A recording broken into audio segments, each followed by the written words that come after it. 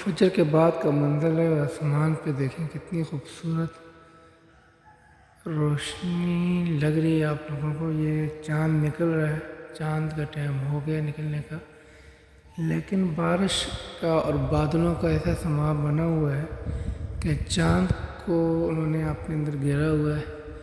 اور یہ میرے اللہ کی شان ہے، یہ دیکھیں اس جگہ سے چاند نے نکلنا ہے، لیکن یہاں پہ اوپر بادل آئے ہوئے ہیں اور ٹھیک ٹھاک بارش آنے والی ہے، اس وجہ سے چاند کو انہوں نے گھیرا ہوا ہے۔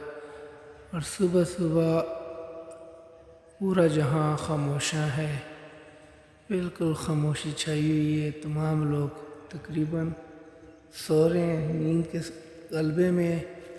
اور اس وقت ہم گھر کی چھت پہ ہیں اور آپ کو یہ خوبصورت مناظر دکھا رہے ہیں، تو آپ لوگ دیکھ سکتے ہیں یہ کتنا پیارا منظر ہے۔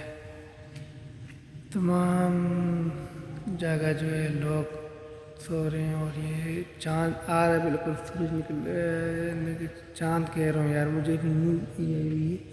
صبح صبح سورج نکلتا ہے، معذرت، تو یہ سورج بالکل نکلنے والا ہے، لیکن آگے بادل اور سامنے آئے ہوئے ہیں، اس وجہ سے بادلوں میں چھپا ہوا ہے۔